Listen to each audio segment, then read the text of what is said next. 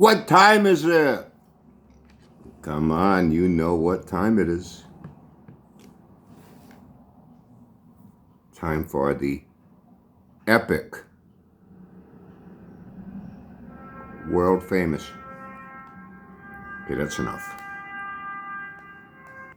That's enough epic. Monumental. Academy Award winning. But I'm not bragging. Yes, it's that time once again for the Uncle Brian Happy Friday Week in Review Yeehaw Roundup video. How was your week? Hope it's gone well. I'm pretty good here. I got everything pretty much set for tomorrow morning. The one thing I completely forgot about, I was going to need a 6-foot step ladder. I got a 3-footer, putting up, things, pictures on walls, shanty bill, curtains, things like that.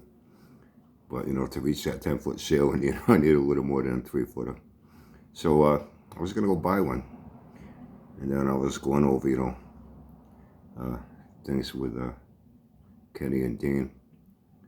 Mentioned it. I said, I got to go. I was talking to him last night. I got to go tomorrow. Today I was going to go to Home Depot. I said, nah.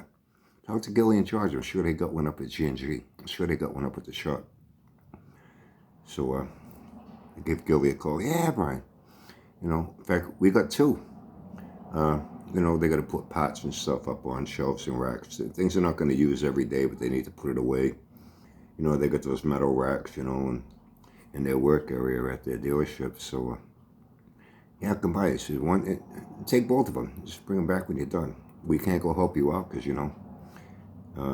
we're open on Saturday and, we got our business to run here. But sure, come and get them. So I'm going to go pick them up today, get them in the back of the Acadia. Put the back seat down. They'll fit in there. So, and Kenny and Dean coming by. Early tomorrow, around 7:30. Before we get started, you got to eat, man. I'm going to take them down to Pilatus down here. And have some breakfast. He whips up a good breakfast, man. That's all it is, a breakfast shop. He opens like at 5 in the morning. A lot of the cops, firefighters, they go there in the morning. It's loaded with cops and firefighters and shit. They go for breakfast. And he closes at 11. And serves breakfast till 11, and then he's done. He gets enough business, he does okay just with those hours, just serving breakfast. And his name's Brian, too. He's a good guy. So I'm going to take him for breakfast. So they got bacon. I'm not big on sausage, ham, bacon, eggs, waffles, pancakes, everything. Home fries. They got wicked good home fries. Puts a lot of garlic and onion in them and shit. Anyway, so I'm going to take him off breakfast. You got to eat. For lunch, I'll give Auntie Billy some money. Send her out, get us, Burger King, McDonald's, pizza, whatever, You got to eat, man. I'm going to pick up a 6-pack today for them. Make sure I got plenty of my Mountain Dew. And we'll be started by, I figure by 8 o'clock we'll be started. And if all goes well, we don't run into any unexpected problems. It should be done by, by supper time tomorrow. And hopefully we're not too run down and tired. We got time to shower, change, and get together with the rest of the guys tomorrow night somewhere. So, it's kind of funny. I think about it. I know, when I used to work on my cars, a lot of times I did things alone in my father's driveway, But at times when friends came by and they helped out, or I'd go over and help them out with things, for some reason when you're doing things with friends, it doesn't seem so much like work. It's almost enjoyable. That's why you're doing things, you're talking, you're having conversations. Hey, remember last week? And it's a different atmosphere. I'm tempted to say it's more fun than work because you're doing it with, people you like being around. You're doing it with your friends, and that's what it'll be like tomorrow. So, enough of that. What's going on in the world and the mind of Jabba? Any new information he's been putting out? Speaking of friends, helping things. Jabba's not having not too many YouTube friends or any real friends he has in the real world. Seems to be going there to help him out. He got that one guy to go there and do the startup for him while he sat in his fat ass smoking cigarettes, making a video, and the guy said he didn't want to be on a video, but Jabba did it anyway, disrespecting him.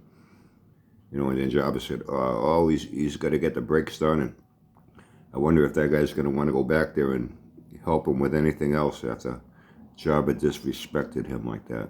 And did something the guy did not want done. He did not want to be on a video, but Jabba did it anyway to get some content, you know.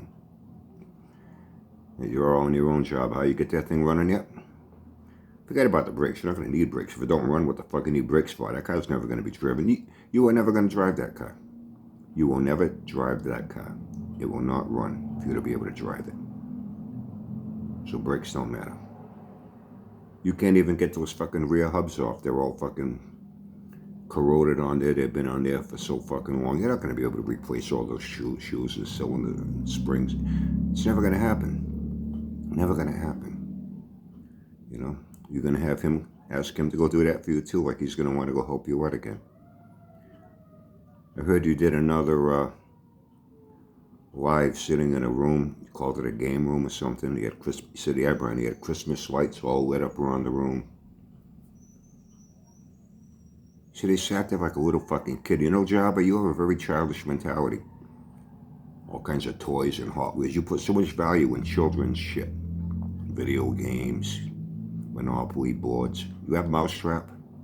You got any G.I. Joes there, or Stretch Armstrongs, Slinkies maybe? A wiffle ball, bat and ball? Die-cast cards. Said, oh, he's showing off toys, Brian. Oh, look, I got this car here. I got this model. Oh, look, I got this game over here. Oh, look, I got this Nintendo video game. Oh, look, I got cassette tapes. You take pride in things that, you know, means the world to you. You pull temper tantrums. You're very irresponsible, don't know how to manage your life. Definitely don't know how to manage money. How children need adult supervision, that's what you need. Your life is unmanageable and out of control, and it has been for many years. That's why you're in the fucking situation you're in now. You know, how's it going with that pod? You got anything? You've had that thing, what, over 2 weeks now? What do you got now? I think it's not even a quarter of the way filled. Someone said at his house, he's got so much shit in it. Just the shit he's got out on a fucking porch will take up a lot of space in that fucking pot. Where's he going to put the rest of the shit? Your yard's still a fucking mess. It looks like a fucking city landfill with all the shit you got laying around the fucking yard. He said, yeah, and he was saying he might have a problem. He's got, what the fuck was it he told me? Not pinball machines. I'm quite sure he's probably got a couple of them. Why the fuck did you buy all that shit? And he says he's got multiples of things. Why? Why? Is that what you've been doing with your money all these years? Since you got divorced?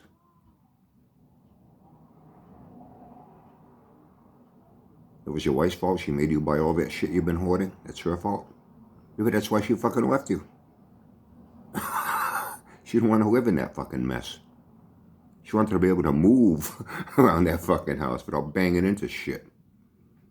Maybe wanted things for the house, whatever, and there was no fucking money because you were blowing it on that shit to just fucking sit there. Who the fuck needs to go out and buy 3 big screen TVs to sit in the fucking boxes? Well, he says, Brian, he talks about, oh, this shit's still brand new in the box. Why the fuck did you buy it? You weren't going to use it. To buy it to what? To resell, and people can go buy it fucking brand new. Why the fuck would they want to buy shit from you just because you got it hoarded there? I'm tempted to say, how the fuck do you think? But the thing is, you don't think. You just want what you want when you want it and don't think about what's going to happen after. You know, I've known guys like you, man. You know that saying, money burns a hole in their pocket? They get money and they got to fucking spend it. I knew guys that were like that. They got paid on a fucking Friday. By Monday, they were broke, asking to borrow fucking gas money for the week.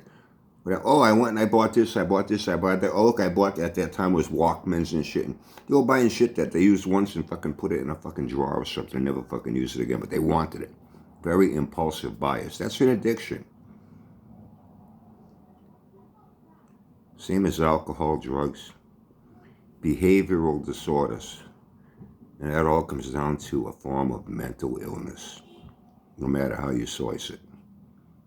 Dr. Phil would have a fucking field day on your sorry ass. He ever got you in his fucking chair? Let me tell you right now, I know you wouldn't like a damn thing he had to say.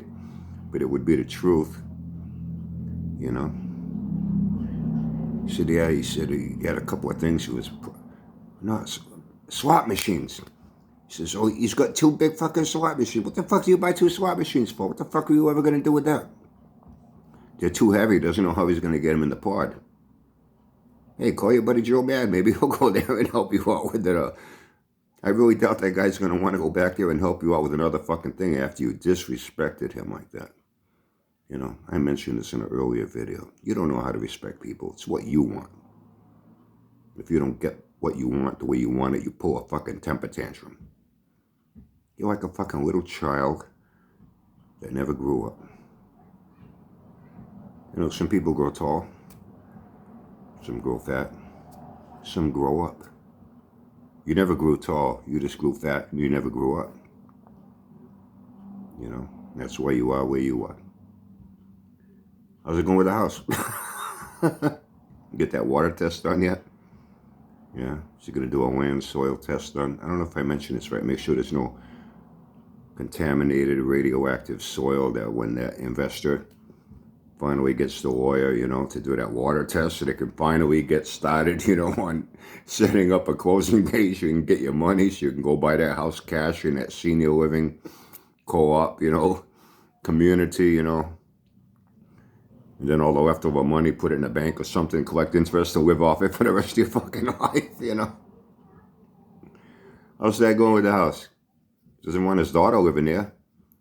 You know, and start glowing in the middle of the night. She wakes up, she's got a 3rd arm and a 4th fucking titty. You know what I'm saying? Hey, man, there's fucking radioactive material on this soil. Maybe we should have tested that when we tested the water. You know, and did a home inspection. That's done through the bank, nothing to do with you. The bank has their own attorney. The bank that's going to be lending the money for a mortgage, they have their own lawyers. And most of them are usually on their own retainer. They work for the bank themselves.